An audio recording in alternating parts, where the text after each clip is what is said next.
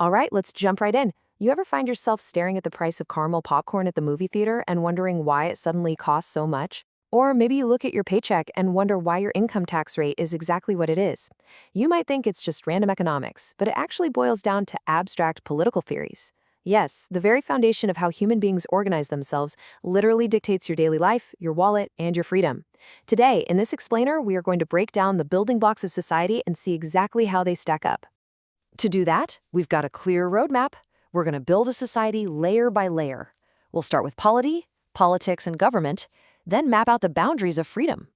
After that, we'll explore pursuing equality and justice, balancing rights and responsibilities, and finally, we'll cap it off with nationalism and secularism. So let's start at the very bottom. Layer 1, the framework, polity, politics, and government. Let's kick things off with a quick definition to ground us. Polity. It derives from the ancient Greek word politia. Now, we're not talking about politicians arguing on television here. This means the literal, physical structure and organization of a state or a city-state. Think back to ancient civilizations, where cities were the absolute centers of power, where major decisions were made. Polity is simply the structural framework of the society you live in. But what about politics? I know, we generally have a pretty negative image of the word. Instinctively, we think of corruption or just endless arguing. But impartially speaking, politics is simply the complex interactions required for vital decision-making. No single person or group can just wake up and decide to change a whole country overnight. It requires interaction, debate, and consensus to ensure societal harmony and progress. It's really the necessary engine of society. And naturally, that leads us right to the government. If politics is the decision-making process, well, the government is the executive body that takes those decisions and makes them real. They execute the policies and regulations that influence your daily life, like, yes, the taxes, that ultimately affect the price of your movie theater popcorn. Moving up to layer 2, the individual, and the boundaries of freedom. This brings up a massive concept, the dual nature of liberty.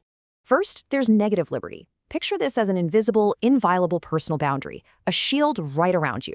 It's the total absence of external constraints, essentially freedom from interference. Inside your home, you can write a poem, dance, do whatever you want without the state stopping you. But conversely, we have positive liberty. This isn't just about society leaving you alone. It's about society actually creating the conducive conditions and opportunities for your individual growth and self-expression. But here's the catch. Freedom literally can't be absolute. If everyone does exactly whatever they want, you get chaos. So why does freedom require constraints? First off, government authority ensures we actually have a functioning, peaceful society. I mean, you can't just drive your car on the sidewalk, right? Second, social inequality often requires policies to uplift marginalized groups, which inherently puts some constraints on a totally unrestricted system. And third, economic disparity requires distributive justice, like taxing wealth to build public infrastructure. A functioning society has to impartially place reasonable restrictions to maintain order and fairness. A great way to anchor this idea is with John Stuart Mill's famous harm principle. He argued that state interference is justified only to prevent harm to others. Let's look at smoking, which is a prime example from our source material. If you're smoking inside your own private home, that's self-regarding. The state doesn't interfere. But the exact moment you start smoking in a crowded public space, well, your actions start to affect the health and freedom of others. That's other-regarding, and that is precisely where the state steps in to restrict your freedom. All right, layer 3, the society, pursuing equality and justice. When we talk about inequality, we really have to distinguish between two completely different types. First, we have natural inequality. This is based on unalterable, inherent abilities and talents. Think of incredible athletic talent or, musical genius. Some people are just naturally faster runners. Then there's social inequality, and this is entirely different. This is unequal opportunity and exploitation based on socially induced categories like caste, gender, or religion. This specific type of inequality is exactly what governments actively attempt to alter and correct. Now, one of the most heavily debated tools used to alter that social inequality is affirmative action, like reservation policies. Impartially speaking, proponents argue it rectifies historic inequalities, builds inclusive representation, and acts as a necessary, temporary, equitable measure to lift people up. However, opponents point out the cons. They argue it contradicts the principle of strict equality, that the benefits might actually miss the most truly disadvantaged individuals within those groups, and that it can create societal friction and division.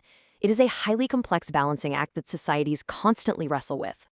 To really wrap our heads around why this balancing act even exists, we have to separate equality from equity. Imagine a standard foot race. Equality means identical rules for everyone, so everyone starts at the exact same line. But what if one runner only has one leg? Equality says, too bad, same rules. But equity means providing special considerations to ensure fairness, like providing that runner with a robotic leg so they have the exact same baseline capability to compete as everyone else. Equity recognizes that equal treatment isn't always fair treatment. This perfectly sets up a foundational concept from philosopher John Rawls. He argued that true justice should be determined blindly from behind what he called a veil of ignorance. Imagine designing the rules of a society without knowing what your own social status, caste, gender, or background will be in that society. If you literally have no idea if you'll be rich or poor, or able-bodied or not, you will naturally design a society that is fair, merit-based, and protective for everyone. That is how a truly just society is constructed.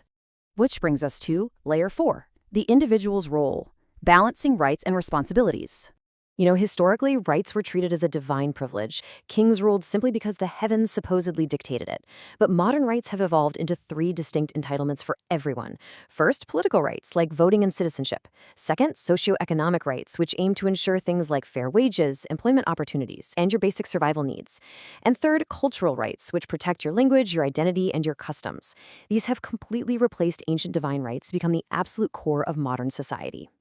But there is always a flip side, right? You literally cannot have rights without responsibilities.